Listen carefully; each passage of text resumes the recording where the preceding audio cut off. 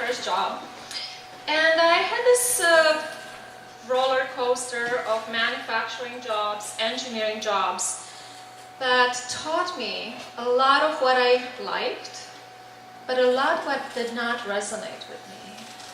And while I felt really competent and confident, there's something that was not really igniting that fire of being and well-being. So like, hey, maybe if I go to the business school, I'm going to add business to that. Hey, that's going to make me more competent. And I started business school, and I met this wonderful guy that he was working out. And I was like, wow, never done that. I was like looking at me like, what? You never worked out? It's like, no, but I'm game. It's like, okay, let's go work out. It wasn't all that pretty, but it felt great. I felt like, oh, that's what I was missing.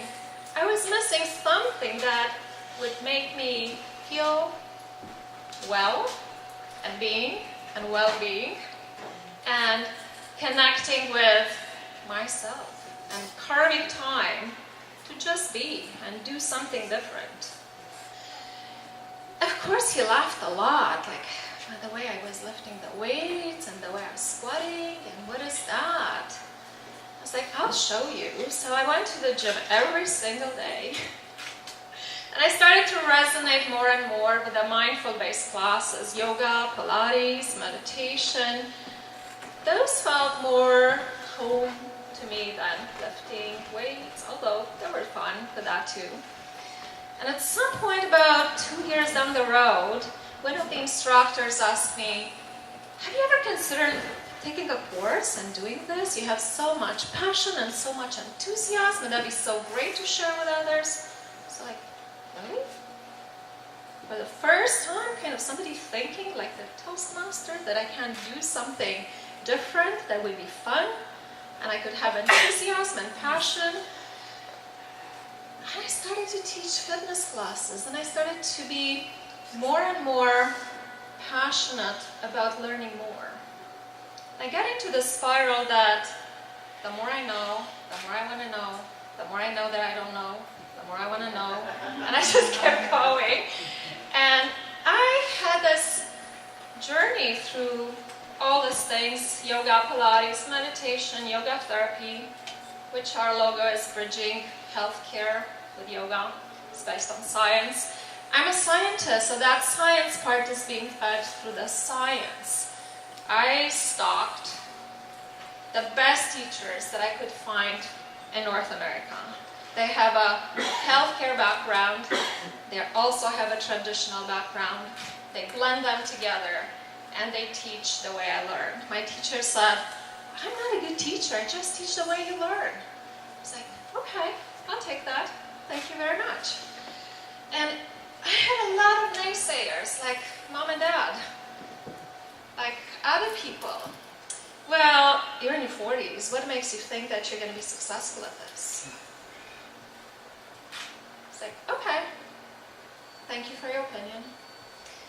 This might be your midlife crisis. Has anybody heard that before? Midlife crisis? You must be going through a phase. How much time and money are you going to put through a phase? And you're an introvert. What makes you think that you can get up on a stage and speak in your fourth language without caving in? It's like, I don't know. It just feels like this is the plan. I don't have a plan B. There is no plan B. I trust that if I stay long enough with this, and if I find the right teachers and the right mentors, and I spend time practicing and learning, something is going to come out of it. And the phase that they were talking about has been lasting for 11 years. And I'm bursting with joy every time when I go to work. Because I wanted to make my passion my work. And to not feel that I'm working, to feel that I'm dancing all day long. And that's what I'm doing. And I never have a plan B. I think that when a plan B starts emerging, it's like, what is it that I'm not trusting about myself? Can I go back and trust myself? And yes, plan A can have some shifts and changes and some little changes or big changes, but that's still the plan A. It doesn't have to be plan B. So just the last class that Kevin came to for Yoga Nidra, I rest Yoga Nidra, that's kind of like where my heart sings the most. I got in front of a door that they changed the lock, go figure, when I was on vacation. They gave me the code for the keypad, but for some strange reason it was not working. It's like, okay, what are the odds that this keypad is connected with the alarm, and the alarm is connected to the police, and I'm going to end up in a different place tonight? I didn't have a plan B. I was like, I'm going to get in. I don't know how yet. I'm going to get in. So I started to text the owner. She didn't respond. Later on, she told me, oh yeah, I was out for a walk and I didn't have my phone with me. Thanks. I started to Google. You know how you can find a YouTube video about everything, do it yourself? I Google, how do you get in when you have the code, this manufacturer's keypad? You know what it came through? How to open a door with a credit card. How to open a door with a hairpin. I was like, is that even legal to be on YouTube? I could not find a video for a person that doesn't know how to get in and has the code. It's like, I'm missing a piece of information here. What else? I don't have a plan. I don't want to stick a note on the door telling people, sorry, I can't get in, this is canceled. So I'm waiting for them and I'm thinking, okay, who else do I know that might know the code? And I remember there's this girl that took one of my courses that is working there. And I'm texting her, what are the odds that he's on the phone? It's like, hey, I have the code. You don't have to give me the code. You have to give me the instructions on how to get in. Can you help me? And with about 5 to 10 minutes to spare, the text message came through, oh yeah, you press the button lock after you're putting in the code. I would have never thought that. And I could find videos on how to reset the code, but the manufacturer didn't put a video there on how to open the door. Such a simple skill, right? I didn't have a plan B.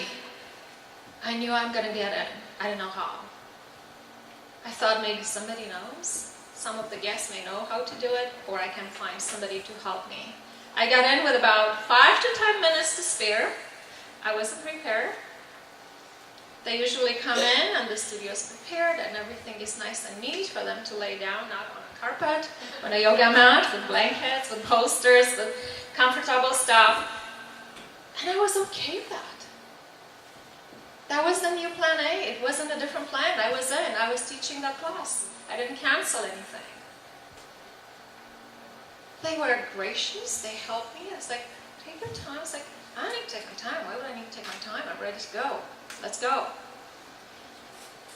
So I like to say that when we have this place where that intuition that took me into this new career, like to say re-engineer my career into human body and human mind engineering.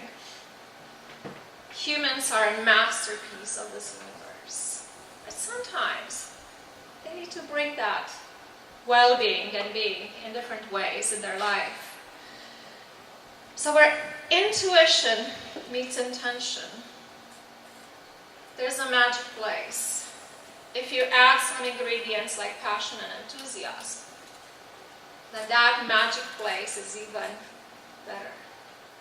Then everything is possible. And you can perhaps change lives. One of the best crafted plans is just a plan. Unless there's intention, there's intuition, there's no plan B. You believe, and you have enthusiasm and passion for what you do. Thank you.